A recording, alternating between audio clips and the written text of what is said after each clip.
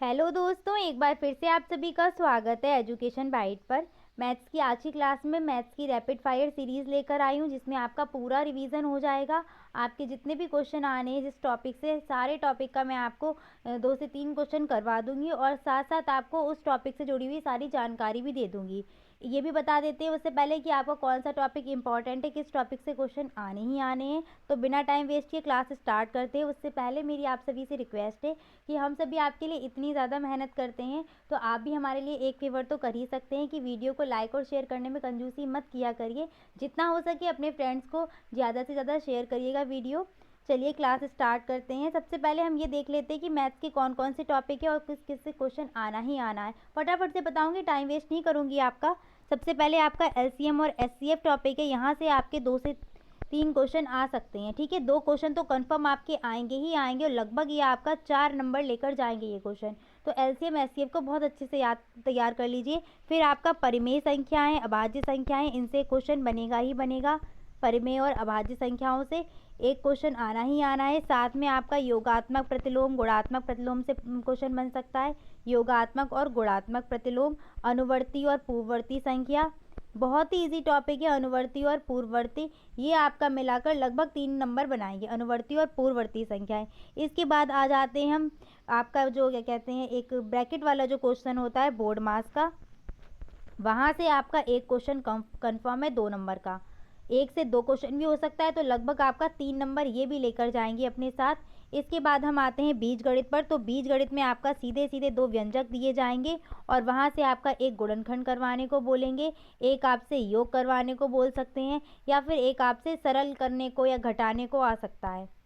या फिर आपसे इस तरीके से दे सकते हैं कि x प्लस 1/x बराबर 2, तो x square plus 1/x square का मान ज्ञात कीजिए। इस तरीके से भी एक क्वेश्चन आ सकता है आपका। तो 4 नंबर आपके लगभग ये जाएंगे। ये आपके टॉपिक वो हैं जिनसे कंफर्म क्वेश्चन आएगा ही आएगा।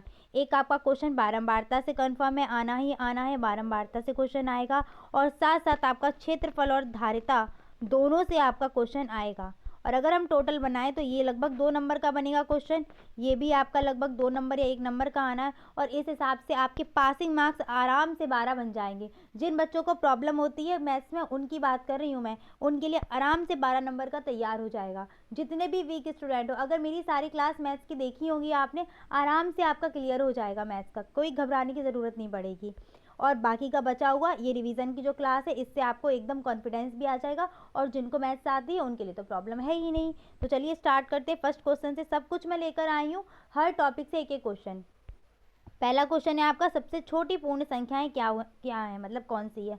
सबसे छोटी पूर्ण संख्याएं को लिखिए। तो पूर्ण संख्याएं क्या होती हैं आपकी, पहले तो आपको प्राकृतिक संख्या बता देते हैं। प्राकृतिक संख्या यानी कि नेचुरल नंबर, वो आपके 1 से स्टार्ट होंगी और डॉट डॉट डॉट इनफाइनाइट तक।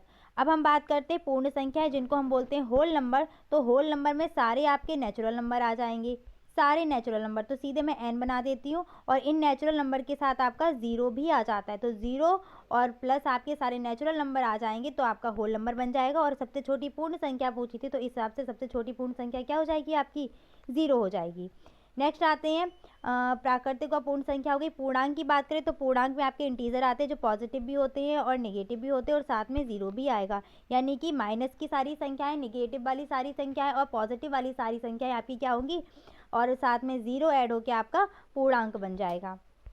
बात करेंगे अभाज्य संख्याओं की। तो अभाज्य संख्याएं वे संख्याएं होती हैं जिनके मात्र 2 गुणनखंड होते हैं, जिनके पास केवल 2 गुणनखंड होंगे। यानी कि ऐसी संख्याएं जो केवल स्वयं से विभाजित हो और 1 से विभाजित हो रही हो। जैसे 2 केवल स्वयं से विभाजित होता है, 1 से होता है। ऐसे ही अगर हम बात करें 11, 11 क्या है, एक तो 1 से विभाजित होगा और एक स्वयं से विभाजित होगा, यानी कि 11 से ही विभाजित होगा। तो ऐसी संख्याएं जिनके पास केवल 2 गुणनखंड होंगे वो अभाज्य संख्याएं कहलाती हैं। और ऐसी संख्याएं जिनके पास 2 से अधिक गुणनखंड होने चाहिए, 3, कम से कम 3 गुणनखंड होगा तभी वो होगी क्या, भाज्य संख्या। जैसे 4 ले लो, तो 4 के पास एक तो 1 से विभाजित होगी, एक आपसे एक तो ये स्वयं से विभाजित होगी 4 से, और दूसरी किससे होती है, 2 से। तो इसके पास देख रहे हैं आप 3 गुणनखंड है, इसलिए क्या है आपकी भाज्य संख्या है। सबसे छोटी भाज्य संख्या आपकी कौन सी होती है, सबसे छोटी भाज्य संख्या आपकी 4 होती है। अगर 1 की बात करें तो 1 ना तो आपकी भाज्य है और ना ही कैसी है, अभाज्य है। ना ही ये प्राइम नंबर है और ना ही ये कैसा है आपका कंपोजिट नंबर है। इतनी चीज़ आपको क्लियर हो गई, ठीक है। ये 1 नंबर में आपके क्वेश्चन आ जाएंगे सीधे ऑब्जेक्टिव में, कब आ जाएं और कब निकल जाएंगे पता भी नहीं चलेगा आपको। अब आते हैं आपका सेकेंड क्वेश्चन, 110 से 111 के बीच में अभाज्य संख्या ज्ञात कीजिए। तो 110 के बाद स्टार्ट हो जाइए 101। 101 क्या है, अभाज्य संख्या है आपकी। इसके बाद 102 2 से विभाजित है। 103 किसी की टेबल में आती नहीं, तो 103 भी क्या हो जाएगी आपकी, अभाज्य संख्या हो जाएगी। 104 2 से विभाजित है। 105 5 से विभाजित होगी। 106, अब देखो 2 से विभाजित कौन सी संख्याएं होती है, 2 से विभाजित का नियम होता है कि जिन संख्याओं का इकाई का अंक 0 2 4 8 यानी कि सम संख्याएं होंगी जिसके इकाई के अंक पे वो सारी की सारी संख्याएं 2 से विभाजित हो रही होंगी, इसीलिए 106 आपकी क्या है, भाज्य संख्या है। इसके बाद आते हैं 107, तो 107 किसी की टेबल में नहीं आने वाला, 107 भी आपकी कैसी हो जाएगी, अभाज्य संख्या। उसके बाद आते हैं 108, 108 2 से विभाजित हो जाएगी। 109 भी आपकी अभाज्य। तो टोटल आपको मिल गई 101, 103, 107 और 109। चलिए आगे बढ़ते हैं। अब देखिए एनर्जी अपनी पूरी रखिएगा, तभी आप लोग एकदम से जब खुद के अंदर जोश होगा ना, तभी पेपर एकदम से फटाफट होते जाएंगे सारे। थर्ड क्वेश्चन है आपका, 2 क्वेश्चन हो गए। तीसरा क्वेश्चन है 79 की अनुवर्ती तथा पूर्ववर्ती संख्या ज्ञात कीजिए। अनुवर्ती या उत्तरवर्ती का मतलब होता है कि एक आगे का, और पूर्ववर्ती का मतलब होता है कि एक पीछे, यानी कि उसमें एक माइनस करना होगा। तो 79 की अनुवर्ती संख्या क्या बनेगी, 79 + 1 यानी कि 80। और पूर्ववर्ती संख्या क्या बनेगी इसकी, पूर्ववर्ती, तो पूर्ववर्ती क्या बनेगी, 79 - 1 यानी कि 78। नेक्स्ट बढ़ते हैं आपका क्या, -11/18 का योगात्मक प्रतिलोम, और मैं आपका इसका गुणात्मक प्रतिलोम भी करा दूंगी ताकि ये आपको क्या है, दोनों ही क्लियर हो जाएं। तो योगात्मक प्रतिलोम जब भी हम बनाएंगे किसी भी संख्या का, तो हम क्या करते हैं, उसका चिन्ह बदल देते हैं। अगर वो संख्या हमारी पॉजिटिव है तो निगेटिव हो जाएगी, निगेटिव है तो पॉजिटिव हो जाएगी। यहाँ पर आपका क्या दिया है, -11/18। जब हम इसका योगात्मक प्रतिलोम लिखेंगे, जब हम इसका योगात्मक प्रतिलोम लिखेंगे, योगात्मक प्रतिलोम इसका क्या बनेगा, चिन्ह बदल दो, -11/18 तो क्या हो जाएगा, 11/18, बस माइनस हट गया। अगर ये माइनस की जगह प्लस की होती तो क्या होता, माइनस लग जाता। अब बात करते हैं गुणात्मक प्रतिलोम की, तो -11/18 का जब हम क्या बनाएंगे, गुणात्मक प्रतिलोम, तो गुणात्मक प्रतिलोम बनाते समय हमें क्या करना होता है, जो अंश होता है उसको हर बना देते हैं और हर को बना देते हैं अंश, यानी कि न्यूमरेटर को बना देंगे डिनोमिनेटर और डिनोमिनेटर को बना देते हैं न्यूमरेटर। जिनको जो इंग्लिश से पढ़े हैं वो भी समझ जाएंगे। तो इसका क्या हो जाएगा, आपका माइनस तो लगा ही रहेगा, बस 18 ऊपर पहुंच जाएगा, 11 नीचे आ जाएगा, तो क्या हो जाएगी 18/11। तो ये आपका गुणात्मक प्रतिलोम रहेगा और ये रहेगा योगात्मक। दोनों को बहुत अच्छे से तैयार कर लो, एक क्वेश्चन यहाँ से बनेगा ही बनेगा, चाहे वो अनुवर्ती संख्या पूछ ले, चाहे पूर्ववर्ती पूछ ले, या फिर योगात्मक या फिर गुणात्मक प्रतिलोम में से कोई एक आपसे पूछ सकता है। इन 4 क्वेश्चन में से कोई एक क्वेश्चन आपका आएगा ही आएगा। चलिए आगे बढ़ते हैं। परिमेय संख्या, परिमेय संख्या बता दी। परिमेय संख्या क्या होती हैं, जो आपकी संख्या P/Q के रूप में लिखी जाती हैं, और जहाँ पर आपका Q क्या हो, इज नॉट इक्वल टू 0, यानी कि Q का मान 0 नहीं होना चाहिए, कुछ भी हो सकता है, प्लस माइनस में कोई भी मान रख सकते हैं, बस 0 ना हो आपका, तो वो आपकी परिमेय संख्याएं हो जाएंगी। 2 परिमेय संख्याओं, ये क्वेश्चन आपका बहुत आता है ऑब्जेक्टिव में, 2 परिमेय संख्याओं के बीच कितनी परिमेय संख्याएं आती हैं, तो याद रखना 2 परिमेय संख्या के बीच अनंत परिमेय संख्याएं आती हैं। कितनी आएंगी, इनफाइनाइट परिमेय संख्याएं होती हैं। क्लियर, 2 परिमेय संख्याओं के बीच कितनी परिमेय संख्याएं होती हैं, तो 2 परिमेय संख्याओं के बीच इनफाइनाइट परिमेय संख्याएं पाई जाती हैं। चलिए आगे बढ़ते, इस क्वेश्चन को सॉल्व करिएगा। परिमेय संख्या को -7/9 -5/21 और माइनस या +2/-3 को आरोही क्रम में व्यवस्थित कीजिए। सबसे पहले समझो आरोही क्रम क्या होता है। आरोही क्रम का मतलब होता है आपका इंक्रीजिंग ऑर्डर, यानी कि असेंडिंग ऑर्डर, बढ़ते हुए क्रम में लिखना। सबसे पहले सबसे छोटा, फिर उससे बड़ा, फिर उससे बड़ा, फिर सबसे बड़ा। फिर आता है आपका अवरोही क्रम। अवरोही क्रम को हम बोलते हैं डिसेंडिंग ऑर्डर या फिर डिक्रीजिंग ऑर्डर, यानी कि सबसे बड़ा, फिर उससे छोटा, फिर उससे छोटा, फिर सबसे छोटा। इस तरीके से आपका अवरोही क्रम आता है। अब हम बात करें परिमेय संख्या को हम आरोही अवरोही में कैसे लिखें, तो परिमेय संख्या को आरोही अवरोही में लिखने के लिए क्या करेंगे, सबसे पहले सभी के हरों को कर लो समान। अगर हर समान नहीं है तो हर कोई, ये क्वेश्चन आपका आया हुआ है इसीलिए करवा रही हूँ मैं, जानबूझकर ये क्वेश्चन लेकर आई हूँ, क्योंकि आप लोग क्या होता है कि कभी कभार हम इजी टॉपिक पर फोकस कर लेते हैं, थोड़ा टफ क्वेश्चन देखना भूल जाते हैं। और ये क्वेश्चन टफ नहीं है, बस थोड़ा सा परिमेय संख्या दे दी, तो अब ये आरोही अवरोही में कैसे व्यवस्थित करें, यहाँ पर आप कंफ्यूज हो जाएंगे। तो जब भी हर असमान दिए गए हों आपको, तो आप क्या करेंगे, सबसे पहले इसका एलसीएम निकालो, जो भी हर दिया है। इसको हम यहाँ पर क्या लिख सकते हैं, माइनस का 2/3 भी इसको लिखा जा सकता है। माइनस के चिन्ह को ऊपर लगा दो। तो हर आपका क्या दिया है, 9 दिया गया है, 9,21,3 ये आपके पास हर है। अब इनका क्या निकालो, एलसीएम। तो 3 से दे दिया, 3 तिरका 9, 3 सत्ते 21, 3 एकम 3, फिर 3 से चला जाएगा, और फिर आपका किससे जाएगा, 7 से चला जाएगा। तो यहाँ से एलसीएम आपका कितना निकल के आया, 3 तिरका 9 और 9 और सत्ते 63, यानी कि एलसीएम आपका निकल के आ गया 63। अब हम क्या करेंगे, संख्याओं को बना लीजिए। तो संख्या कैसे बनेगी, इस जो आपका अंश दिया है इस अंश से 63 को भाग दीजिए, 7 बार जाएगा, तो बस पहली वाली संख्या में 7 का गुणा कर दो, 7 गुणा 7 बट्टे 9 गुणा 7। एग्जाम में ऐसे ही करिएगा। फिर माइनस का 7 5/21 लिख लिया। 21 से जब हम 63 को भाग देंगे तो 3 बार आपका जाएगा, माइनस का 5 गुणा 3 और माइनस का 21 गुणा 3। फिर क्या करेंगे, अगली क्या दी है, माइनस का 2/3। इस 2/3 में क्या करो, 63 से भाग दो, तो 63 से आपका भाग 21 बार जाएगा, यानी कि 21 का गुणा करना पड़ेगा। कर दीजिए इसको 21 का गुणा।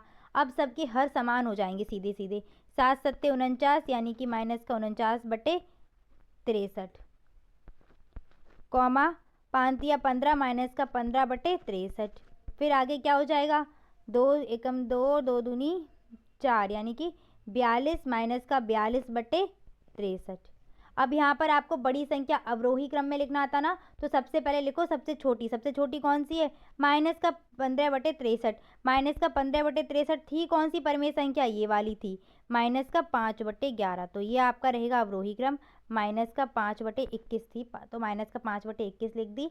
देखो इस तरीके से जिधर मुंह खुला होता है उधर बड़ी संख्या लिखते हैं, जिधर मुंह बंद होता है तो उधर छोटी, ये हमने छोटी लिख दी। -15 के बाद कौन सी छोटी है, माइनस का 42/63, और माइनस का 42/63 किसको बता रही है, इस वाली को। तो क्या आएगी इसके बाद, माइनस का 2/3, और उसके बाद फिर आपकी लास्ट में बची कौन सी है, माइनस का 7/9।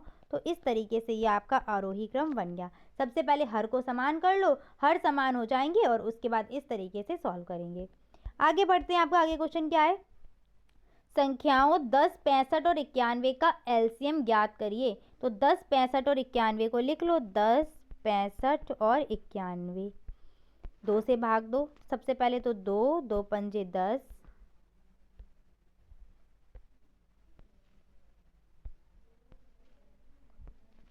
2 पंजे 10, 65 में जाएगा नहीं, 65 का 65 ही रहना है, और 91 का 91 ही रहेगा। 5 से दे दीजिए, 5 एकम 5, फिर आपका चला जाएगा 5 एकम 5 और 5 तियाँ 15, फिर आपका 91। 13 से आसानी से चला जाएगा, 1, 13 एकम 13, 13 सत्ते 91, अब आपका चला जाएगा 7 से। एलसीएम जब भी निकालते हैं तो यहाँ पर साइड में जब भी क्वेश्चन लिखो तो वहाँ पर लिखना एलसीएम बराबर, सबको उठा के रखो, गुणा कर चिन्ह लगा दो, 2 गुणा 5 गुणा 13 गुणा 7। तो क्या हो जाएगा, 5 दूनी 10 और 13 सत्ते 91, 10 गुणा 91 इज इक्वल टू 910। 910 आपका निकल के आ जाएगा एलसीएम। कैलकुलेशन आप लोग भी करते रहिए, ऐसा हो सकता है देखो थोड़ा सा मैं जल्दबाजी कर रही हूँ, कहीं मुझसे मिस्टेक हो सकती है कैलकुलेशन करने में, पर मैं पूरी तरीके से कोशिश करूँगी कि एकदम क्लियर आपको आंसर बता दूँ, सही आंसर चेक करके। तो एलसीएम आपका निकल के कितना आएगा, 910। आगे बढ़ते एक एचसीएफ के क्वेश्चन की तरफ। एचसीएफ निकालना है, संख्या दी गई है 114, 380 और 133 का मासा ज्ञात कीजिए। तो मासा किससे ज्ञात करना है, दो विधियां होती हैं आपकी, एक तो फैक्टर मेथड यानी कि गुणनखंड विधि होती है, और दूसरा आपका क्या होता है, भाग विधि। तो जब भी मासा आ जाए बड़े बड़े नंबर्स का निकालने को, तो भाग विधि को आप ज़्यादा महत्व देना, भाग विधि से निकालिएगा। तो भाग विधि से मासा निकालने के लिए क्या करना पड़ेगा, कोई किसी भी एक संख्या से दूसरी संख्या में भाग दे दो। तो हमने ले लिया 114 और 380 में डिवाइड दे देते हैं, कितनी बार जाएगा आपका। अब देखिए यहाँ पर आप लोगों को कठिनाई भी होती है, तो हम किस तरीके से डिवाइड दें वो भी आपको जल्दी जल्दी बता देती हूँ। करना क्या होगा, हमें 114 का तो पहाड़ा आता नहीं है, तो हम क्या करें, 114 का हमने एक अंक छुपा लिया पीछे से, और तो हमें जो अंदर दिया होगा ना लिखा हुआ भाजक, उसका भी एक अंक पीछे से छुपाना होगा। भाज, तो उसका एक अंक छुपा लीजिए। ये होता है आपका डिवीज़र, ये होता है डिविडेंड। इसका एक अंक छुपा लिया, इधर बचे 11, इधर बचे 38। तो 11 से डिवाइड दो 38 में कितनी बार जा सकता है? 3 बार। 11 तियां 33। तो बस उसी 3 से चेक कर लो। अगर मान लो 3 से ज़्यादा बड़ी संख्या आ रही है नीचे, तो फिर एक कम आ जाओ पीछे 2 से, इतने में ही आपका काम हो जाएगा। और अगर बहुत छोटी आ रही तो एक बार 4 से चेक कर लो। वैसे 3 से काम चल जाएगा। तो कर लीजिए यहाँ पर 3 से। 3 चौके 12, हाथ से लेको जाएगी 3 एकम 3 और 1 4 और 3 एकम 3 यानी कि 342। अब माइनस कर दीजिए इसको। 10 में से आपका 2 जाएगा, कितना बचेगा? 8 बचेगा। और 7 में से आपका 4 या 3 बचा यहाँ पर 38। अब इस 38 से क्या करेंगे? 114 में डिवाइड देंगे। तो आपका लगभग वैसे ही करिए, 3 तिरका 9, लगभग ये 3 बार आपका डिवाइड जाएगा, यानी कि सीधे सीधे आपका 3 अट्ठे 24, 2 मिला और 3 तिरका 9 2 11, यानी कि 114। 38 से ये पूरा पूरा कट गया।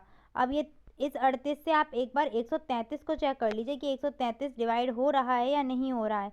तो 38 लिया, 38 से डिवाइड दिया हमने किस में? 133 में।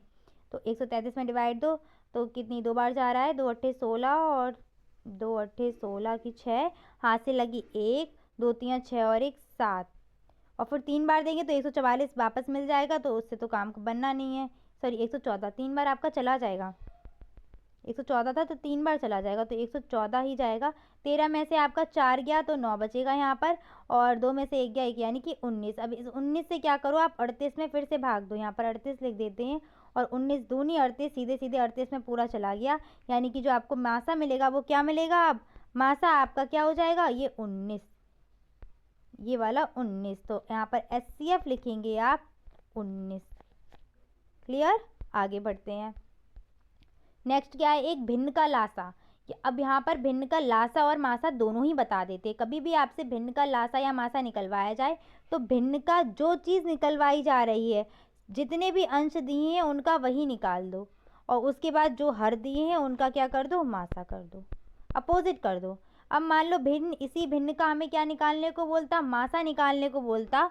तो हम ऊपर वाले सबका क्या निकालते? मासा, और नीचे हर जो दिए हैं इनका हम क्या निकालते? अपॉन में लासा, और दोनों को डिवाइड कर देते।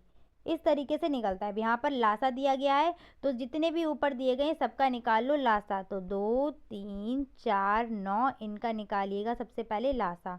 2 एकम 2, 3 का 3 ही रहेगा, 2 दूनी 4 और 9, फिर 2 से चला जाएगा 1 3 1 9, ये कॉमा लगे हुए हैं, पॉइंट नहीं है। 3 से दीजिए 3 1 1 और 3 तिरका 9, फिर 3 से जाएगा। तो आपका लासा कितना बना यहाँ पर? 2 दूनी 4, तियां 12 और 12 तियां 36, यानी कि जो LCM निकल के आया है वो कितना निकल के आया है? आपका 36 निकल के आया है। अंश का LCM कितना है? 36। अब हर आपके कैसे हैं? 3 5 7 और 13, सारे हर आपके क्या है? अभाज्य संख्याएं। और अभाज्य संख्याओं का जो HCF होता है वो क्या रहता है? हमेशा अभाज्य संख्याओं का HCF हमेशा 1 रहता है, 1 रहता है। तो अब इस भिन्न का जो LCM बनेगा वो कितना बनेगा? सबसे पहले अंश का लासा रखो, कितना अंश का लासा है? 36, और हर का मासा कितना है? 1। तो 36/1 आपका क्या बन गया? इस भिन्न का LCM बन गया। नेक्स्ट आपका क्वेश्चन है परिमेय संख्या से, और परिमेय संख्या से एक क्वेश्चन आपका आना ही आना है, चाहे वो आपका बहुत ही इजी में पूछ ले, परिमेय संख्या को आरोही क्रम में करने को भी बोल सकते हैं, या फिर आपसे वो इस तरीके से थ्योरी वाला क्वेश्चन भी दे सकते हैं, या फिर आपको दोनों क्वेश्चन दे सकते हैं। परिमेय संख्या वाला टॉपिक एक ऐसा है आपका, अभी इस सेमेस्टर में आया हुआ है नया, तो आपसे वहाँ से एक क्वेश्चन पूछा ही जाएगा, चाहे वो आपसे थ्योरी में पूछा जाए, चाहे वो आपसे किसी भी प्रकार से पूछा जाए। तो चलिए इस वाले क्वेश्चन को सॉल्व करते हैं। उससे पहले मैं आपसे फिर से बोलना चाहूँगी, कैलकुलेशन आप लोग खुद भी करिएगा, और उसके बाद अगर कहीं मिस्टेक हो जाती है तो कमेंट सेक्शन में टाइप करके उसको आंसर लिख दीजिएगा, ताकि जो और बच्चे इस वीडियो को देखें वो अपना आंसर वहाँ पर कैलकुलेशन उस क्वेश्चन नंबर की करेक्ट कर लें। कितने क्वेश्चन आपके हो चुके हैं लगभग, एक बार फिर से देख लेते हैं। फर्स्ट क्वेश्चन आपका ये किया था, सेकेंड क्वेश्चन आपका ये करवा दिया था, नेक्स्ट आपका ये आपका थर्ड क्वेश्चन था, ये आपका फोर्थ क्वेश्चन हो चुका है। इसके बाद नेक्स्ट आपका ये फिफ्थ क्वेश्चन हुआ है। फिर आते हैं ये आपका सिक्स्थ क्वेश्चन, 7, इसके बाद आइएगा ये आपका 8 क्वेश्चन हो गया, और आगे बढ़ते हैं ये आपका 9th क्वेश्चन, यानी कि 9वां प्रश्न आपका चल रहा है 9 नंबर का। स्टार्ट करिए, पहले थ्योरी को पढ़िएगा, घबराइए मत। क्वेश्चन इतना बड़ा अगर आपको देखने को मिल जाए ना तो घबराना नहीं है, सबसे पहले पढ़ो क्या कह रहा है। एक परिमेय संख्या का अंश उसके हर से 2 कम है। अंश किससे कम है? उसके हर से। पूर्ण विराम आ गया, बस यहीं पे रुक जाओ। अंश उसके हर से 2 कम है। अगर हम हर को मान लें x तो अंश मेरा क्या बन जाएगा? x minus 2। तो हमने लिखेंगे यहाँ पर माना अंश बराबर हर माना है ना, तो माना हर बराबर x अकॉर्डिंग टू क्वेश्चन या प्रश्नानुसार अंश बराबर x माइनस 2। तो हमारी यहाँ से परिमेय संख्या क्या बन जाएगी? पहले लिखते हैं अंश, तो अंश लिखा x बटे x माइनस 2, फिर लिखा हर। ये हमारी क्या बन गई? एक परिमेय संख्या बन गई। अगली लाइन अब पढ़िएगा। यदि उसके अंश और हर में 1 जोड़ दिया जाता है तो नई संख्या का मान 3/4 हो जाता है। जो भी संख्या दी थी उसके अंश में हमने क्या जोड़ दिया? 1 जोड़ दिया। x माइनस 2 तो अंश था ही, इसमें हमने 1 जोड़ दिया। ऐसे ही जो उसका हर था, हर क्या था? हर उसका x था, इसमें भी हमने 1 जोड़ दिया। और हमारा जो परिमेय संख्या का मान हुआ वो अब हो कितना गया? 3/4। ये हमारी एक इक्वेशन बन गई। अब इस इक्वेशन को आसानी से आप सॉल्व कर लो। इक्वेशन को सॉल्व करिएगा, क्रॉस कर दो, मल्टीप्लाई चाहे तो पहले माइनस कर लो, जैसे चाहो वैसे। तो क्या करेंगे? x माइनस 1, 2 में से 1 गया, 1 बचेगा, और नीचे क्या आ जाएगा? x plus 1 is equal to 3/4। Cross multiply किया तो क्या हो जाएगा? 4x माइनस का 4 is equal to 3x plus का 3। इस 3 को इधर पक्षांतर कर लो तो 4x माइनस का 3x is equal to 3 plus का 4।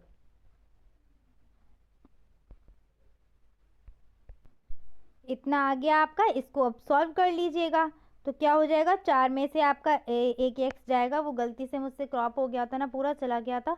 तो 4 में से 3 जाएगा, आपका कितना बचेगा? x बचेगा। और इसके बाद 4 और 3 कितने हो जाएंगे आपके? 4 और 3 हो जाएगा आपका 7। x का मान निकल आया, यानी कि हर निकल आया मेरा कितना? 7। यहाँ से अगर हम अंश निकालें तो अंश कितना निकलेगा? 7 माइनस का 2 यानी कि 5। हमारी परिमेय संख्या क्या बनेगी? परिमेय संख्या ही याद करनी थी, नहीं तो ये परिमेय संख्या उठा लो, इसी में मान रख दो x का। 7 माइनस का 2/7, 7 में से 2 गया, कितना बचा? 5/7। ये आपकी परिमेय संख्या निकल के आ गई। इस तरीके से करेंगे। और यहाँ पर अकॉर्डिंग टू क्वेश्चन यानी कि प्रश्नानुसार लिखना मत भूलिएगा। आगे बढ़ते हैं। आगे आपका क्वेश्चन क्या है? कॉपियों की वह छोटी से छोटी संख्या, देखिए मिक्स क्वेश्चन है तो एलसीएम एचसीएफ के बीच में भी डाले हैं मैंने क्वेश्चन, ताकि वहाँ पर एग्जाम में भी आपके दिमाग की बत्ती खुली रहनी चाहिए कि कहाँ पे क्या क्वेश्चन आ गया है, कहाँ पे एलसीएम निकालना है, कहाँ पे एचसीएफ निकालना है। तो दिमाग की बत्ती का जलना भी जरूरी है कि क्वेश्चन पढ़ा एकदम समझ में आ जाए कि अच्छा यहाँ पर ये करना पड़ेगा। तो क्वेश्चन देखिएगा, ये आपका 10वां क्वेश्चन है। कॉपियों की वह छोटी से छोटी संख्या याद कीजिए जो 3, 6, 12 व 15 बंडलों में अलग अलग किंतु बराबर बराबर बांटी जा सके। क्वेश्चन को फिर से पढ़िएगा। कॉपियों की वह छोटी से छोटी संख्या याद करनी। कैसी? वह छोटी से छोटी संख्या जो 3, 6, 12 व 15 बंडलों में अलग अलग किंतु बराबर बराबर बांटी जा सके। यानी कि एक ऐसी छोटी से छोटी संख्या जो 3 में भी बराबर बांटी जा सके, 6 में भी, 12 में भी और 15 में भी। एलसीएम और एचसीएफ की डेफिनेशन पे जाओ। एलसीएम की डेफिनेशन क्या होती है? एलसीएम की डेफिनेशन होती है कि वह छोटी से छोटी संख्या जो दी गई सारी संख्याओं से पूरी तरीके से विभाजित हो। एचसीएफ की डेफिनेशन क्या होती है? वह बड़ी से बड़ी संख्या जो दी गई सभी संख्याओं को विभाजित करे, पूर्णतः विभाजित करे। यहाँ पर क्या कंडीशन बन रही है कि एक ऐसी छोटी संख्या ज्ञात करनी है जो सारे बंडलों में बट सके, यानी कि सारे बंडलों से विभाजित हो सके, यानी कि क्या बना? एलसीएम बना। तो हमें क्या निकालना पड़ेगा? यहाँ पर एलसीएम निकालना पड़ेगा। चलिए एलसीएम निकालते हैं। एलसीएम निकालने के लिए क्या करना है? सारे बंडलों को लिख लो इकट्ठा। 3, 6, 12 और 15 लिख लिया। अब इसका एलसीएम निकालिए। सबसे पहले किससे देंगे? 2 से देंगे, तो 3 का 3 रहेगा, 2 3 6, 2 6 12 और 2 का 15 में जाएगा नहीं तो 15 रहेगा। फिर 2 से दे दो, 3 का 3 3, 2 3 6, 15 का 15। अब 3 से दे दीजिए, तो 3 से 3 एकम 3, 3 एकम 3, 3 एकम 3, 3 पंचे 15। और 5 से दे दो अब, तो फिर 1 1 और 1 और 1। एलसीएम कैसे निकालना है ये मैं आपको बता चुकी हूँ पहले ही।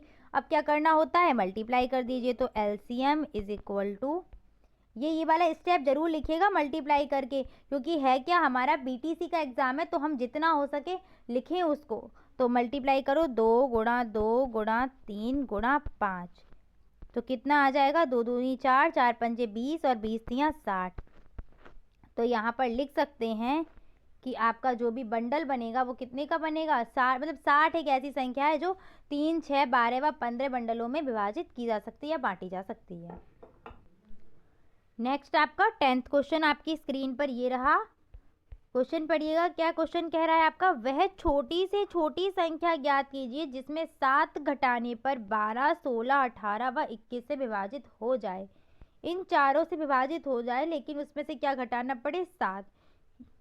अब देखिए मैं आपको एक बात बताना चाहूँगी, आपके जो एग्ज़ाम है उसमें 2-3 क्वेश्चन एलसीएम एचसीएफ से थोड़ा टफ कर देते हैं। एक जो मैंने आपका शेषफल पर आधारित क्वेश्चन करवाए थे, अगर आप लोगों के पास टाइम हो तो आप मेरी वो वीडियो देख लीजिएगा, वरना अगर जिस दिन आपका एग्ज़ाम है उस दिन अगर मुझे टाइम मिलेगा तो मैं वो क्वेश्चन आपको एक आध ज़रूर करवाऊँगी। उससे आपका क्वेश्चन ज़रूर एक बन सकता है वहाँ से, अगर वो उन्हें पेपर टफ करना होगा आपका मैथ का, तो वो शेषफल वाले क्वेश्चन में से कोई एक क्वेश्चन आपको ज़रूर देंगे। होता क्या है, आपका मैथ्स का पेपर आउट करा देते हैं बच्चे। मैथ्स का पेपर आपका हमेशा का मैंने देखा है, बहुत बार ऐसा हुआ है कि पेपर आउट हो जाता है, और जो पेपर आउट होता है ना वो पेपर आपका इजी आता है, लगभग ठीक होता है आपके अकॉर्डिंग कि आप अपने हिसाब से पेपर कर लेंगे। लेकिन जब पेपर आउट हो जाता है उसके बाद जो नया पेपर होता है ना आपका, उसमें वो इतने टफ क्वेश्चन डाल देते हैं कि फिर आपको वहाँ पर दिक्कत हो जाएगी। तो पहले से ही अपनी तैयारी ऐसी करिएगा कि जो आपका पेपर हो तो उसका लेवल आप थोड़ा सा टफ भी लेके चलें, कि अगर मान लो आपका मैथ्स का पेपर थोड़ा टफ बनाया गया तो आप कैसे वहाँ क्वेश्चन को करेंगे, उन क्वेश्चन से डील कैसे करेंगे। तो क्वेश्चन अगर टफ बनता है तो शेषफल वाले जो क्वेश्चन है आपका, शेषफल पर आधारित एलसीएम और एचसीएफ निकालना, वहाँ से आपका क्वेश्चन एक ज़रूर पूछा जा सकता है। और एक इस टाइप का क्वेश्चन जहाँ पर कुछ ऐसे बोलेंगे आपसे कि वह छोटी से छोटी संख्या ज्ञात कीजिए जिसमें 7 घटाने पर ये इस विभाजित हो सके इन सब से, या वह छोटी से छोटी संख्या ज्ञात कीजिए जिसमें 7 जोड़ने पर वह 12, 16, 18, 21 से विभाजित हो सके। तो सबसे पहले आप ये तो समझ ही गए कि है क्या आपका, वह छोटी से छोटी संख्या जिसमें से इतना घटाए कितना घटाए अभी इसको छोड़ो, और इससे क्या विभाजित हो सके, यानी कि एक छोटी संख्या जो निकालेंगे वो 12, 16, 18, 21 सभी से विभाजित होगी, यानी कि एलसीएम। तो एलसीएम निकाल लीजिए किसका, 12, 16, 18 और 21 का। तो एलसीएम निकाला, इसका कितना निकल के आएगा, 12, 16, 18 और 21 यहाँ पर लिख लिया। इनका एलसीएम निकालो। सबसे पहले हम 2 से देंगे, 2 × 12, 2 × 8 16, 2 × 18, 21 में जाएगा नहीं। आगे बढ़िएगा, फिर 2 से दिया, 2 × 3 = 6, 2 × 4 = 8, 9 में नहीं जाना, 21 में भी नहीं जाएगा। फिर आगे बढ़िएगा, 2 से दिया, 3 में नहीं जाएगा, 2 दूनी 4, 9, 21 ऐसे ही रहेंगे। फिर 2 से दे देंगे, 2 में 3 में नहीं जाएगा, 2 एकम 2, 9 का 9 ही रहेगा, 21 का 21। अब 3 से दे दीजिए, 3 एकम 3, 3 1 में जाएगा, 3 3 का 9, 21 का हो जाएगा आपका 3 7 21। अब 3 और 7 दोनों से आपका जाएगा। इसके बाद अब आप क्या करेंगे, मल्टीप्लाई कर लीजिए, यानी कि गुणा करके इसका एलसीएम निकाल लीजिए। तो एलसीएम निकालने के लिए लिखिए यहाँ पर एलसीएम बराबर 2 × 2 × 2, कितने 4 बार 2 आए हैं तो 4 बार 2 लिख लो, और फिर आपका 3 3 का 9, 3 × 3 और गुणा आपका 7। गुणा कर लीजिए, 2 दूनी 4 दूनी 8, 2 दूनी 4 दूनी 8 दूनी 16 गुणा 9 गुणा आपका 7 हो जाएगा। फिर कर लीजिए 9 7 कितना हो जाएगा आपका 63।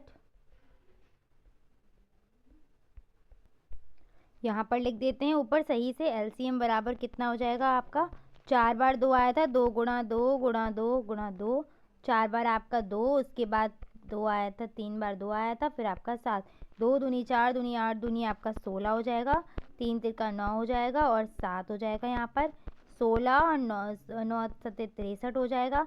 16 से मल्टीप्लाई करेंगे तो 1008 आपका आंसर निकल के आएगा। ये क्या निकल के आ गया, एलसीएम। क्वेश्चन ने कहा था कि वह छोटी से छोटी संख्या याद करो जिसमें से 7 घटाने पर वह इन संख्याओं से पूरी पूरी विभाजित हो। तो जो एलसीएम निकल के आया तो ये तो ऑलरेडी विभाजित हो रहा है, इसमें से 7 घटा दोगे तो संख्या तो विभाजित होगी नहीं वो। इसलिए हम क्या करते हैं, जब भी घटाने को बोला जाए तो हम क्या करेंगे, एलसीएम में उसी मान को कर देंगे प्लस। किसमें, एलसीएम में उसी वैल्यू को हम कर देते हैं प्लस। तो फिर जो निकल के आएगा वो हमारा आंसर होता है। एलसीएम कितना है, 1008 प्लस 7 कर दो तो 8 7 15 और 1 0। चाहो तो चेक कर लो, 1015 में से अगर आप 7 को घटाएंगे तभी जो निकल के आएगा वो इन सबसे विभाजित होगा। अगर यहीं पर बोला जाए कि 7 जोड़ने पर, तो आप उस जोड़ने की जगह 7 को करेंगे माइनस। तो इस तरीके से आपका ये क्वेश्चन रहा, इंपॉर्टेंट क्वेश्चन है ये आपका। 10 क्वेश्चन आपके हो गए हैं। 11वें प्रश्न पर चलिए। ये आपका बीजगणित का क्वेश्चन आ गया है। हर टॉपिक से क्वेश्चन लेके आए, इसलिए परेशान मत होना। 11वां है आपका ये क्वेश्चन, 11 नंबर का। गुणनखंड करो। तो गुणनखंड करने के लिए क्या करना पड़ता है, कुछ ना कुछ कॉमन लेना पड़ता है। यहाँ पर दिया है x की घात 4y और यहाँ पर दिया है xy की घात 4। तो इसको मैं नीचे लिख देती हूँ, x की घात 4y माइनस का xy की घात 4।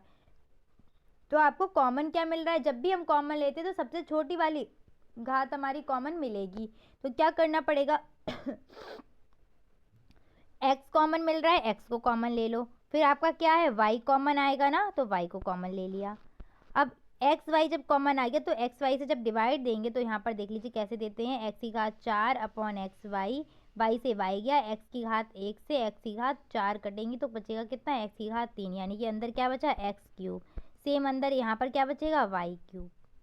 यही क्या हो गए, आपके गुणनखंड हो गए। और चाहो तो x क्यूब और y क्यूब का फॉर्मूला पता है, क्या होता है, x माइनस का y दूसरे ब्रैकेट में एक्स स्क्वायर प्लस का वाई स्क्वायर माइनस का एक्स वाई, सॉरी प्लस का एक्स वाई, प्लस का होता है क्योंकि यहाँ अंदर माइनस का है तो प्लस का हो जाएगा। ये आपका रहा आंसर, गुणनखंड हो गई ये। अगले क्वेश्चन की तरफ बढ़ते, 12वां क्वेश्चन है, x माइनस का 7 और x प्लस 9 के क्या करो, गुणनफल ज्ञात करो। तो कैसे ज्ञात करेंगे, x माइनस 9 लिख लिया, गुणा लगा लिया x प्लस का 9। आपको बताया था कि जब भी गुणा करना हो तो क्या करते हैं, इस x का अंदर जो दूसरा ब्रैकेट है उसके सारे पदों में मल्टीप्लाई करना पड़ेगा। तो पहले x का करिए, x में क्या आ जाएगा, एक्स स्क्वायर। फिर x का करो 9 में तो क्या होगा, प्लस का 9x। सेम अब किसका करना पड़ेगा, 7 का करिए तो -7 का चिन्ह सहित करेंगे, -7 का x में करेंगे तो कितना हो जाएगा, माइनस का 7x। और -7 का जब 9 में करेंगे तो कितना होगा, 7 9 63 और -7 में आएगा ही आएगा। बस अब क्या करना है, ऐड करके लिख दो। तो एक्स स्क्वायर 9 में से 7 जाएगा, कितना बचेगा, प्लस का 2x और माइनस का 63। ये आपका आंसर हो जाएगा। यहाँ पर एक चीज़ मैं आपको समझा देती हूँ कि जब आपके दो सेम साइन हो, प्लस का प्लस में गुणा करेंगे तो आंसर प्लस में आएगा, माइनस का माइनस में गुणा करेंगे तो भी आंसर प्लस में आएगा। अगर एक माइनस है दूसरा प्लस है, गुणा होगा तो क्या आएगा, माइनस आएगा। और दूसरा प्लस है और एक माइनस है तो भी आंसर माइनस में आएगा। यानी कि दो सेम साइन मिलके प्लस बनाते हैं और दो अपोजिट साइन का जब मल्टीप्लाई होगा तो आपका आंसर माइनस में ही आएगा। ये कौन सा क्वेश्चन नंबर था आपका, लगभग शायद 12 या 13 होगा। चलो 13 डाल देती हूँ मैं, इसके आगे मैं आपका सीक्वेंस में लेती रहूँगी। 14 से स्टार्ट करेंगे, भूल गई हूँ मैं क्वेश्चन नंबर। तो आप शुरू से वीडियो देख रहे होंगे तो आप काउंट कर सकते हैं। अगला क्वेश्चन मैं ले रही हूँ 14 नंबर का, इसको मैंने 14 नंबर डाला है। थोड़ा टाइपिंग कर लिखवाया था किसी से तो वो नंबर नहीं हो पाया, इस पर नंबरिंग नहीं हो पाई। तो पहला क्वेश्चन है आपका 14वां क्वेश्चन है आपका, 3 संख्याएं 1:2:3 के अनुपात में इनका मासा 12 है, ये संख्याएं हैं। जब भी आपको संख्याओं का अनुपात दिया गया हो और आपको मासा दिया गया हो तो और आपको संख्या निकालने को बोली जाए तो क्या करना पड़ता है, उस अनुपात में उस मासा से मल्टीप्लाई कर दो। तो पहली संख्या क्या बनेगी, 1, या तो इसको x मान लो, जो भी मानो, तो 1 प्लस गुणा 12। ऐसी दूसरी क्या बनेगी, 2 गुणा 12 और तीसरी क्या बनेगी, 3 गुणा 12। क्या बनी संख्या है, 12 एकम 12, 12 दूनी 24, 12 तियो 36। ठीक है, ये आपका आंसर हो जाएगा। ये तीनों संख्याएं आपकी निकल के आ गई। अगला आपका 15वां क्वेश्चन है। 15वां क्वेश्चन क्या है आपका, एक्स स्क्वायर माइनस का 7x प्लस का 6 को हल कीजिए। यानी कि इसका x का मान निकालना पड़ेगा। तो x का मान निकालने के लिए क्या करना पड़ेगा, पहले तो जब इस ऐसी इक्वेशन दी गई होती है तो इस इक्वेशन को सॉल्व करने के लिए क्या करते हैं, यानी कि आपको यहाँ पर क्या लिखा हुआ है, 6 लिखा हुआ है, यहाँ पर कितना है 7 और 6 के आगे चिन्ह किसका है, प्लस का। यानी कि 3 चीज़ें आपको मिल गई। कहने का मतलब ये है, जब भी इस तरीके की इक्वेशन दी हो तो यहाँ पर जो लिखा हुआ है उसका और जो एक्स का आगे दिया गया होता है पद, दोनों का कर दीजिए मल्टीप्लाई। और इसके बाद क्या करेंगे, सबसे पहले मल्टीप्लाई कर लिया, मल्टीप्लाई करने के बाद कोई ना कोई संख्या निकल के आ गई, कोई ना कोई गुणनफल। यहाँ पर 6 एकम 6 निकल के आया है। इसके बाद देखिए यहाँ पर कितनी संख्या लिखी है, एक्स का क्या गुणांक है, एक्स का गुणांक है माइनस का 7, माइनस का नहीं लेना, बस 7 ले लो। और उसके बाद जो अचर पद दिया है, इस अचर पद के आगे किसका साइन लगा है, प्लस का। अब आपको 3 चीज़ें मिल गई। कहने का मतलब ये है कि यानी कि आपको दो ऐसी संख्याएं ढूंढनी है जिनका गुणा करो तो कितना निकल के आए, 6 निकल के आए, ये वाला 6। और अगर उनको जोड़ो तो कितना हो जाए आपका, 7 हो जाए। इसलिए ये 3 निकलवाई थी। तो कौन कौन सी संख्या हो सकती है, 6 और 1। 6 एकम 6 निकल के आएगा, 6 और 1 को जोड़ेंगे तो कितना निकल के आएगा, 7 निकल के आएगा। अब देखिए अब इसको सॉल्व कैसे करेंगे। तो एक्स स्क्वायर माइनस इस 7 की जगह हम क्या रख सकते हैं, 6 प्लस 1। तो 6 प्लस 1 बाहर एक्स हो जाएगा, प्लस का 6 बराबर 0। सॉल्व कर लो इसको, एक्स स्क्वायर माइनस का 6 का गुणा किया एक्स में तो क्या हो जाएगा, 6x। इस माइनस का भी साथ साथ गुणा हो रहा है, यहाँ पर क्या बचेगा, माइनस एक्स प्लस का 6 is equal to 0। X common ले लेंगे तो एक्स कॉमन लिया, यहाँ पर क्या आ गया, एक्स कॉमन। अंदर क्या बचेगा, एक्स। 6x में से x बाहर आया तो अंदर क्या बचा, माइनस का 6। अब यहाँ पर भी हमें कुछ ऐसा ही ब्रैकेट बनाना पड़ेगा, तो हम इसके लिए क्या कॉमन लेंगे, माइनस का 1। माइनस का 1 कॉमन लिया तो अंदर क्या बचेगा, x। फिर यहाँ पर जब -1 से डिवाइड देंगे 6 में तो ये अंदर क्या आ जाएगा, माइनस का 6 इज इक्वल टू 0।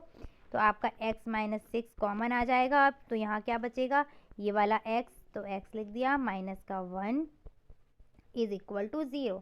अब क्या कर सकते हो आप, एक बार ले लो x माइनस 6, तो x माइनस 6 ले लिया, इसको पक्षांतर किया तो क्या आ जाएगा, 0 आएगा सीधा सीधा। और यहाँ से x का मान कितना निकल आया, प्लस का 6। ऐसे आप क्या करोगे, x माइनस 1 को ले लो, तो x माइनस 1 को लिया बराबर 0 और x बराबर कितना आ जाएगा, प्लस का 1। इस तरीके से ये आपका समीकरण हल हो जाएगा। आगे क्वेश्चन की तरफ बढ़ते हैं। x माइनस 1 अपॉन एक्स बराबर 3/2, तो x square plus 1 upon x square का मान ज्ञात कीजिए। ये जब मैंने आपको बीजगणित की क्लास कराई थी वहाँ पर ये क्वेश्चन मैंने आपको कराया हुआ है, इसलिए ये क्वेश्चन मैं आपको नहीं कराऊंगी, बस मेथड बता देती हूँ किस तरीके से करना पड़ेगा। जो भी मान दिया गया है, x माइनस 1 अपॉन एक्स का मान दिया है, निकालना किस में, स्क्वायर में। तो आप क्या करो, दोनों पक्षों का कर दो वर्ग। क्या करेंगे, दोनों पक्षों में, और जो भी आप करोगे वो आप लिखते भी जाइए। दोनों पक्षों में वर्ग करने पर ट्रिक भी होती है इसकी, बट ट्रिक मैं बोलूँगी आपसे, ट्रिक मत लगाइए एग्जाम में। पता है आपको ट्रिक आती है, तो जब आप क्या करें, टेट वगैरह या सीटेट दें या जो भी आप और एग्जाम दे रहे वहाँ पर ट्रिक लगाइए। वहाँ पर तो क्या ऑब्जेक्टिव क्वेश्चन है ना, ऑप्शन चूज करना है, क्या मेथड किया है, कौन देख रहा है। बीटीसी में वो आपका मेथड देखते हैं स्पेशली, और उसी की मार्किंग आपको मिलती है, नंबर वो देंगे उसी के। तो स्टेप पूरे करिएगा। दोनों पक्षों में वर्ग किया तो क्या बनेगा, x माइनस 1 अपॉन एक्स का होल स्क्वायर बराबर 3/2 का होल स्क्वायर। बस इस होल स्क्वायर खोल दीजिए और सॉल्व कर देंगे, आंसर निकल के आ जाएगा। ऐसा ही मैं आपको दूसरा क्वेश्चन करा दूंगी, या चलिए होल स्क्वायर खोल देती हूँ इसका, एक्स स्क्वायर प्लस का 1 अपॉन एक्स स्क्वायर, ये प्लस का 1 अपॉन एक्स स्क्वायर माइनस का 2x multiply 1 upon x. 2ab होता है ना फॉर्मूला क्या होता है, A square plus B square minus का 2ab, वही खोल दिया है। बस अब तो आप लोग सॉल्व कर ही सकते हैं। आगे क्वेश्चन की तरफ बढ़ते हैं। हल कीजिए। दो समीकरण दिया है, एक समीकरण ये है और एक समीकरण ये है। अब क्या करो आप, अब इन दोनों समीकरण को हल करने के लिए क्या करना पड़ेगा, किसी भी एक समीकरण में x या y की वैल्यू बराबर कर लो, जिसमें चाहो उसमें। x की वैल्यू बराबर करनी है तो यहाँ पर तो 2x है, इस वाले समीकरण में क्या करो, 2 से गुणा कर दो। तो इसको मानो समीकरण 1, पहले वाले को क्या मानना है, वो तो आपका लिख के भी आता है, समीकरण 1 और 2। तो क्या करेंगे, सबसे पहले लिखिए समीकरण 1 में 2 से गुणा करने पर, ये बात लिखनी पड़ेगी, समीकरण 1 में 2 से गुणा करने पर, 2 से गुणा किया तो समीकरण अब क्या बनेगा, 2x प्लस 4y और इज इक्वल टू 7 दूनी 14। अब क्या कर सकते हैं, समीकरण 3 बना लो इसको, और समीकरण 3 में से समीकरण 2 घटाने पर, तभी तो x और y के मान निकलेंगे। 2 घटाने पर। राइटिंग हमें लगता है समझ में आ नहीं रही होगी आप लोगों को, तो मेरी बस आवाज़ को भी सुनते हुए चलिएगा। तो समीकरण 3 क्या था आपका? 2x plus 4y is equal to 14। Next आपका दूसरा समीकरण क्या था? 2x plus 4y is equal to 5। Minus कर रहे हैं ना, घटा रहे हैं, तो इन जो नीचे समीकरण दिया होगा इसके चिन्ह बदल जाएंगे। माइनस माइनस माइनस, 2 से 2 चला जाएगा 2x, 4 में से 1 y गया, कितना बचा? 3y। 14 में से आपका 5 गया, कितना बचेगा? 9। ठीक है, अब इसको यहाँ पर सॉल्व कर लो। 3y इज इक्वल टू 9, यानी कि y इज इक्वल टू 9/3, यानी कि 3 तिरका 9। y का मान कितना निकल के आ गया? 3 निकल के आ गया। ये चीज़ समझ में आ गई, y का मान 3 कैसे निकल के आया है। अब इस y का मान आप चाहे किसी भी समीकरण में लग दो, चाहे 1 में, चाहे 2 में, चाहे 3 में। तो हम इस y का मान कितना निकल के आया था? 3 निकल के आया। y इज इक्वल टू 3 हम किस में रख देते? समीकरण 2 में। यहाँ पर थ्योरी लिख लेना कि y का मान समीकरण 2 में रखने पर 2x plus 3 is equal to 5, 2x is equal to 5 minus का 3 बराबर, यहाँ पर 2 बचेगा, यहाँ पर 2x, तो x का मान कितना निकल के आ गया? 2/2 इज इक्वल टू 1। समीकरण 1 में रखोगे तब भी इतना ही निकल के आएगा आपका। चलिए आगे बढ़ते हैं क्वेश्चन की तरफ। अब ये जो क्वेश्चन आपका दिया है a plus 1/a is equal to 3, तो a square plus 1/a square का मान ज्ञात कीजिए। ये क्वेश्चन मैं आपको करा देती हूँ, सेम वैसा ही क्वेश्चन है, तो आप वो वाला क्वेश्चन भी कर लेंगे। दोनों पक्षों में हमने क्या किया? वर्ग कर दिया। लिख लेना ये बात, दोनों पक्षों में वर्ग करने पर। अब वर्ग को खोलोगे तो क्या बनेगा? a square plus 1/a square plus 2ab, तो a into 1/a is equal to 3 तिरका 9। a से a चला गया, a square plus 1/a square is equal to 9 minus का 2, प्लस में था ना, पक्षांतर किया, माइनस में आ गया। 9 माइनस का 2 कितने हो जाएंगे? 7। और वहाँ पर क्या होना था? बस ये माइनस का 2 था, उधर पक्षांतर होके प्लस का 2 हो जाता। आगे बढ़ते हैं। एक आपका इस तरीके का क्वेश्चन आना ही आना है एग्जाम में, ये 100% मैं गारंटी ले सकती हूँ कि ये क्वेश्चन इस तरीके से आपका आएगा ही आएगा, एक क्वेश्चन ब्रैकेट वाले से। तो इस क्वेश्चन को सॉल्व करने के लिए क्या करेंगे? हम सबसे पहले अंदर के ब्रैकेट से सॉल्व करना स्टार्ट करते हैं। ये क्वेश्चन है, माइनस नहीं लगा हुआ है आगे, ध्यान रखना। तो स्टार्ट करिए। 72 लिख लिया, डिवाइड 38 माइनस मझला कोष्टक 30 माइनस, अब अंदर के ब्रैकेट में सबसे पहले क्या सॉल्व होगा आपका? बोर्ड मास, यानी कि सबसे पहले क्या आता है? ब्रैकेट ऑफ डिवाइड मल्टीप्लिकेशन, आपका मास एडिशन और सब्ट्रैक्शन, इस तरीके से आपका चलता है।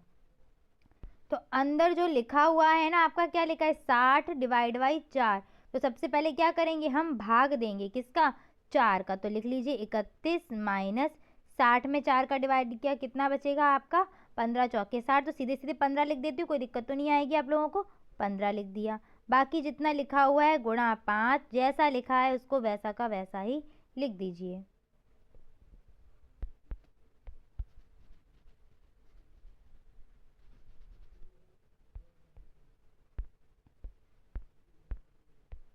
अब इसको आगे सॉल्व कर लिएगा। 72 डिवाइड बाई 38, आगे भी डिवाइड लगा है, पर इस आगे के डिवाइड को हम तभी सॉल्व करेंगे जब हम पूरा ब्रैकेट अंदर से सॉल्व करते हुए आ जाएंगे। मझला कोष्टक 30 माइनस का 31। अब क्या सॉल्व होगा? पहले माइनस सॉल्व करेंगे या फिर गुणा? तो बोर्ड मास, पहले मल्टीप्लाई फिर एडिशन फिर सब्ट्रैक्शन। तो पहले मल्टीप्लाई करो, 15 बना 45, सॉरी 15 बना 75।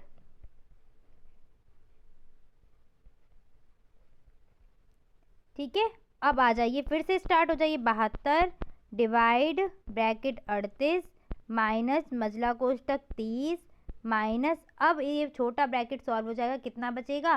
5 में से 1 गया आपका 4 और 7 में से 3 गया 4, वो भी किसका? माइनस का। क्लियर? अब हम क्या करेंगे? इस ब्रैकेट को हटाएंगे, तो हटाइए। 72 डिवाइडेड बाई बड़ा कोष्टक 38 माइनस, अंदर कितना आ जाएगा आपका? 30 अब क्या करेंगे, अंदर वाला ब्रैकेट सॉल्व हो गया, बाहर माइनस लगा हुआ है, अंदर माइनस है, माइनस माइनस का गुणा होकर कितना हो जाएगा, प्लस का 44, मछला कोष्टक बड़ा कोष्टक 72 डिवाइड बाई 38 माइनस 38 और 44 को कर लीजिए, कितना हो जाएगा 74, मसला कोष्टक भी खत्म, क्या आ जाएगा 72 डिवाइडेड बाई 38 माइनस का 74,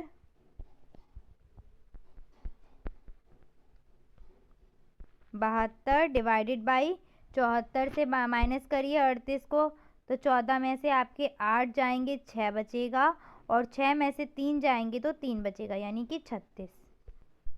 अब क्या करना पड़ेगा, बस सॉल्व हो गया, 72 बटेगा क्या हो जाएगा 36, और लगभग ये आपका कितना होता है, 2 बार जाता है, 36 दूनी 72, तो आपका आंसर कितना निकल के आ जाएगा, 2 आपका निकल के आया। इतने बड़े क्वेश्चन का नेक्स्ट क्वेश्चन है आपका, एक पुस्तक का मूल्य इतने रुपए है, इसी प्रकार इतनी पुस्तकों का मूल्य ज्ञात करो। तो क्वेश्चन बहुत इजी है, बस बीजगणितीय रूप में लिखा है, तो कहीं आप देख के डर ना जाओ। इसको मैं इसलिए इजी लैंग्वेज में आपको समझा देती हूँ कि मान लीजिए एक पुस्तक का मूल्य 10 रुपये है, और इसी प्रकार 5 पुस्तकों का मूल्य कितना हो जाएगा, 10 गुणा 5 यानी कि 50। सीधे सीधे निकालिए मल्टीप्लाई करके।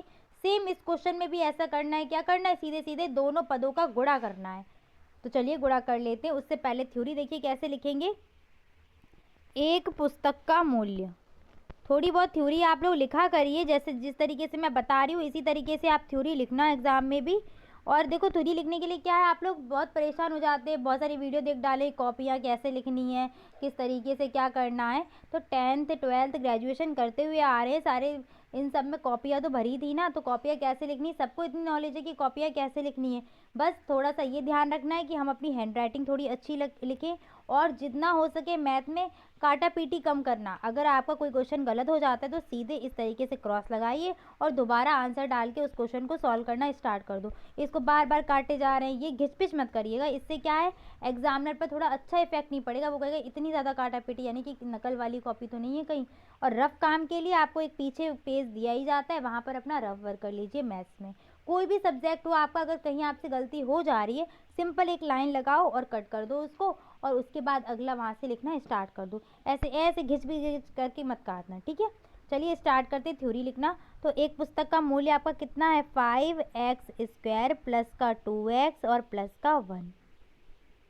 इसी प्रकार पुस्तकें कितनी है, तो पुस्तकों की संख्या, पुस्तकों की संख्या बराबर, ऐसे ही थ्योरी लिखते थे हम भी, पुस्तकों की संख्या बराबर कितनी है आपकी, 2x प्लस का 5।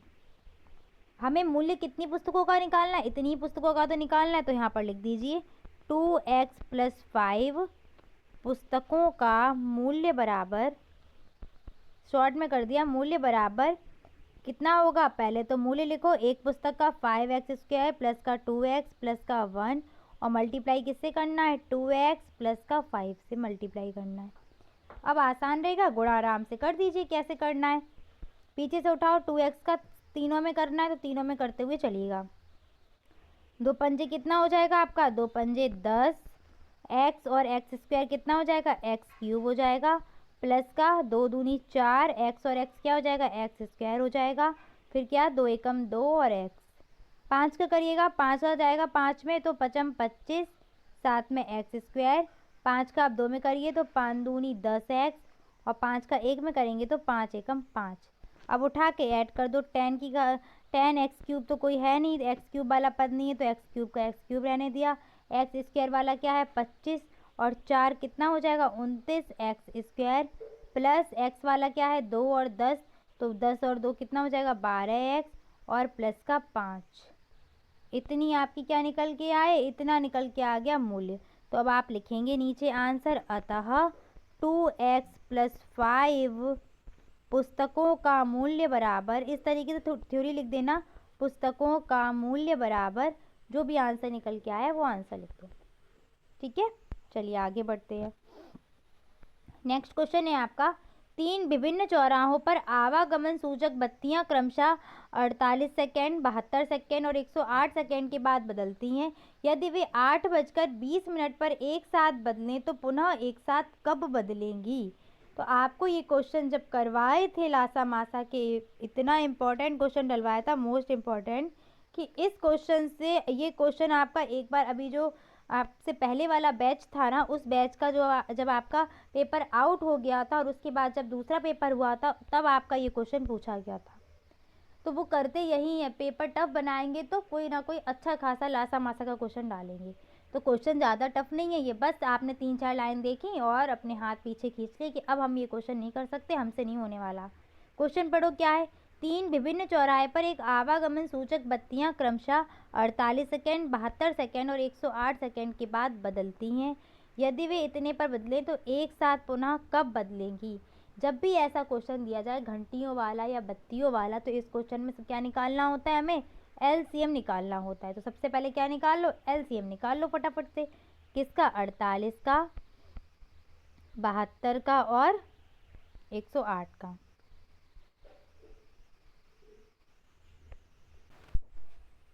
दो से विभाजित करिएगा सबसे पहले। तो 2 से किया, 2 दूनी 4, 2 चौके 8, यहाँ पर किया 2 तियां 6, 2 छिंग 12, 2 पंजे 10, 2 पंजे 10 और 2 चौके 8। फिर 2 से चला जाएगा, 2 एकम 2, 2 दूनी 4, 2 एकम 2, 2 अट्ठे 16, फिर 2 दूनी 4 और 2 सत्ते 14। फिर से 2 से चला जाएगा आपका, 2 छिंग 12, 2 निम 18, 27 का 27 रहना है। फिर 2 से जाएगा, 2 तियां 6, 9 और 27। अब 3 से चला जाएगा, 3 एकम 3, 3 तिरका 9, 3 निम 27। फिर 3 से, 3 एकम 3, 3 एकम 3, 3 तिरका 9 और फिर 3 से चला जाएगा, 3 एकम 3, 3 एकम 3, 3 मतलब एक एक तो पहले से ही आ रहा था और वो आपका चला जाएगा एक से। अब इसका एलसीएम यहाँ पर नोट कर लीजिए। एलसीएम आपका कितना बन जाएगा यहाँ पर? 2 1 2 3 4, 4 बार 2 आया तो 2 गुणा 2 गुणा 2 गुणा 2 गुणा 3 बार आपका 3 आया तो 3 गुणा 3 गुणा 3। अब क्या मल्टीप्लाई कर लीजिए। तो 16 सत्ते आपके कितने होते हैं? 112। हाथ से लग जाएगी 11। तो 16 दूनी कितना होता है? 32। 32 और 11 आपका कितना हो जाएगा? 43। तो 443 सेकेंड बाद क्या होगा? वो बत्तियां एक साथ पुनः बदलेंगी। 432 सेकेंड बाद बत्तियां एक साथ फिर से बदलेंगी। कितने सेकेंड बाद? 432 सेकेंड बाद। क्वेश्चन अब फिर से वापस से पढ़ो। यदि वे 8:20 पर एक साथ बदलें तो पुनः एक साथ कब बदलेंगी? 432 सेकेंड बाद पुनः वो बदलेंगी। और अगर आपको टाइम निकालना हो तो आप टाइम कैसे निकालेंगे? यहाँ पर आप अभी सेकेंड में बैठे हुए हैं। ये टाइम जो आपका निकला हुआ है किसमें? ये टाइम आपका सेकेंड में निकला हुआ है। तो इसको किस में कन्वर्ट करिए? मिनट में कन्वर्ट करिए। 432 सेकेंड को मिनट में कन्वर्ट करने के लिए किससे डिवाइड देना होगा? 60 से। तो 60 से डिवाइड दे दीजिए। 60 से जब हम भाग देंगे, अंदर लिखिए 432, लगभग आपका 7 बार जाएगा डिवाइड। 4 सत्ते 42 और यहाँ पर आपका बचा 12। तो 12 तो अभी सेकेंड में बचे हैं, ये तो मिनट में हो ही गई कन्वर्ट। तो अब आपका 8:20 पर बदली थी, ठीक है। ये आपका मिनट है, ये आपके आवर, यहाँ पर आपका सेकेंड रहेगा। अब वो कब बदलेंगी? 7 मिनट, मतलब 7 मिनट 12 सेकेंड बाद वो फिर से बदल जाएंगी। तो 7 मिनट 12 सेकेंड को ऐड कर दो तो टाइम, उस वक्त टाइम कितना हो रहा होगा? 8:27 12 सेकेंड। ये उस वक्त घड़ी में बज रहे होंगे जब वो घंटियाँ बदलेंगी। यानी कि 8:27 12 सेकेंड पर वो घंटियाँ बदलेंगी। और इतने से कितना टाइम होगा? 432 सेकेंड या 7 मिनट 12 सेकेंड। ये भी आपका आंसर करेक्ट है और ये भी करेक्ट है। ऑप्शन में अगर ये दिया जाए तो ये कर दो, ये दिया जाए तो ये तो दोनों भी आप कर सकते हैं। चलिए आगे क्वेश्चन की तरफ बढ़ते हैं। एक समबाहु त्रिभुज का परिमाप 12 सेंटीमीटर है, इसका क्षेत्रफल ज्ञात कीजिए। तो समबाहु त्रिभुज का परिमाप कितना है आपका? 12 सेंटीमीटर है। तो हम लिखेंगे यहाँ पर, हम जानते हैं कि समबाहु त्रिभुज, देखो मैं यहाँ पर थ्योरी इसलिए स्किप कर रही हूँ, टाइम ज़्यादा लगेगा मुझे लिखने में, तो मैं जैसा बोलती जाऊँ बताती जाऊँ। एग्ज़ाम में इस चीज़ को काफ़ी ध्यान रखना आप लोग। हम जानते हैं कि, ठीक है, इससे क्या है, हम फॉर्मूला को जानते हैं ना, समबाहु त्रिभुज का परिमाप बराबर 3 भुजाएं होती हैं, वो भी बराबर भुजाएं होती हैं, तो 3a लिख दीजिए। ठीक है, परिमाप दिया कितना है क्वेश्चन में 12 और यहाँ पर 3a, 3 से 12 गया यानी कि 4, यानी कि एक भुजा आपको कितनी मिल गई 4 सेंटीमीटर। कोई भी आकृति हो उसकी अगर हमें परिमाप निकालना हो तो सारी साइड को ऐड कर देते हैं, और समबाहु त्रिभुज की कंडीशन होती है कि तीनों भुजाएं बराबर होती हैं, इसीलिए हमने तीनों भुजाओं को क्या मान लिया a मान लिया, 3 गुणा भुजा करके सॉल्व कर लिया। परिमाप कितने भुजा कितनी निकल के आ गई 4 सेंटीमीटर। अब हम सभी फिर से a बराबर कितना आया 4 सेंटीमीटर लिख देते हैं। हम सभी जानते हैं कि समबाहु त्रिभुज का क्षेत्रफल क्या होगा, समबाहु त्रिभुज का क्षेत्रफल आपका होता है, क्षेत्रफल बराबर √3/4 भुजा स्क्वायर, a का स्क्वायर, तो मान रख दो 3/4 गुणा 4 का स्क्वायर, यानी कि 4 गुणा 4 कर लो, 4 से 4 गया, आंसर कितना आ जाएगा 4√3 सेंटीमीटर स्क्वायर। ये आपका आंसर निकल के आ जाएगा। आगे क्वेश्चन की तरफ बढ़ते हैं। एक टंकी में 65,000 मीटर क्यूब पानी है। टंकी में कितने लीटर पानी है? पानी है कितना टंकी में, मीटर में दिया है आंसर, मीटर में कितना है 65,000 मीटर क्यूब पानी है, घन मीटर।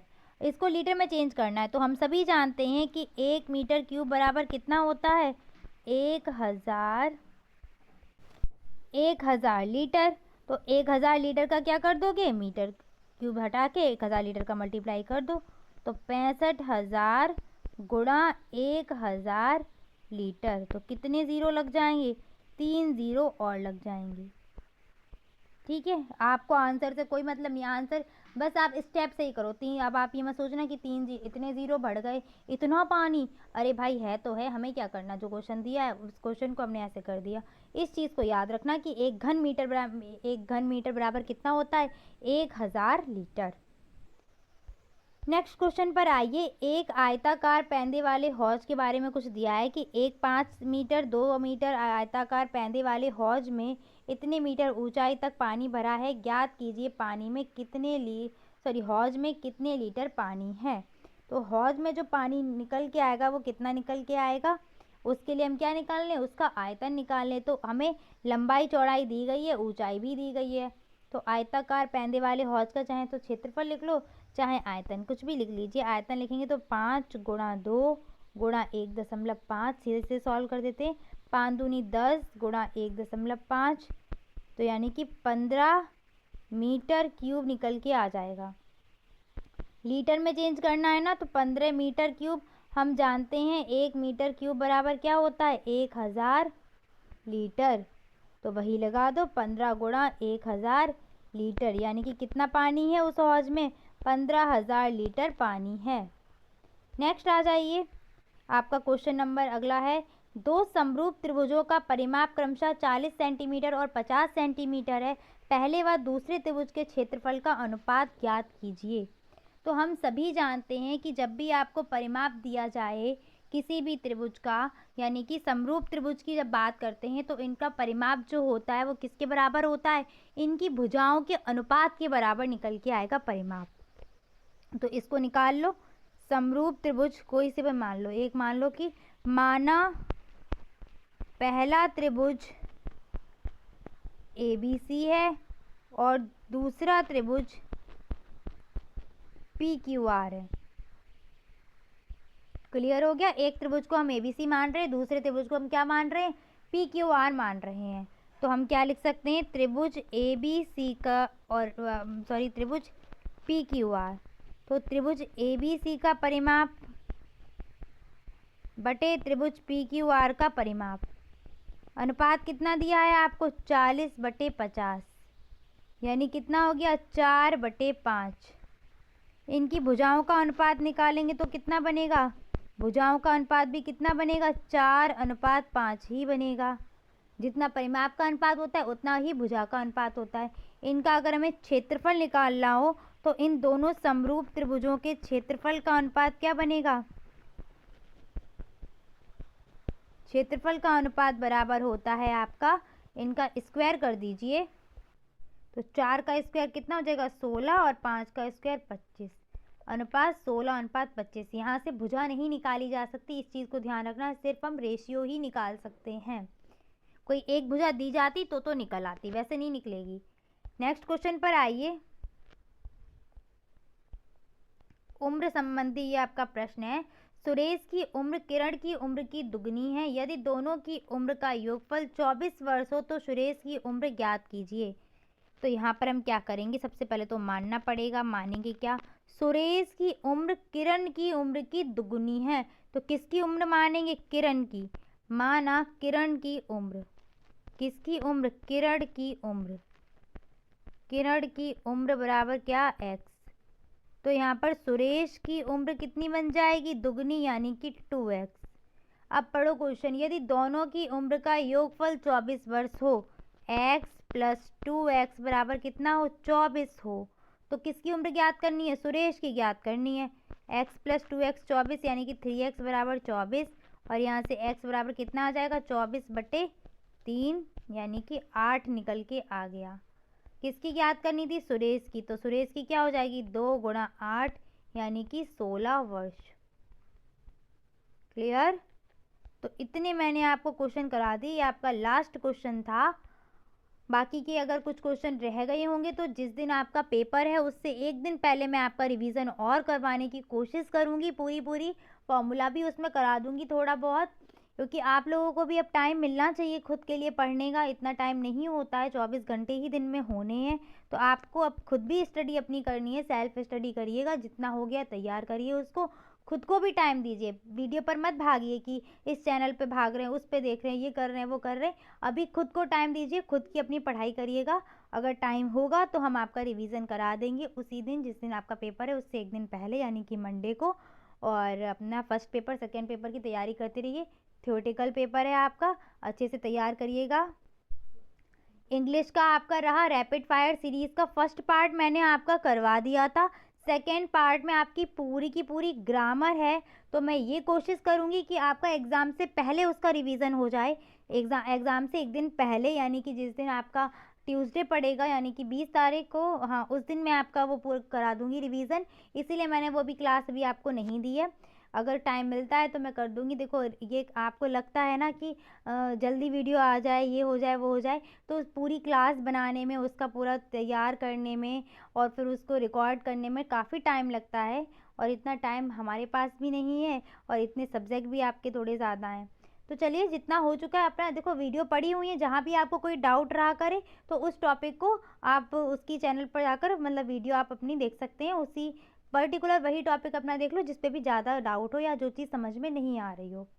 मिलते हैं नेक्स्ट क्लास में, और एग्ज़ाम अच्छे से दीजिएगा, तैयारी अच्छे से करिए। कोशिश आपको यही करनी है कि सभी सब्जेक्ट में आपके अच्छे मार्क्स आने चाहिए, किसी भी पेपर में आपकी बैक ना लगे।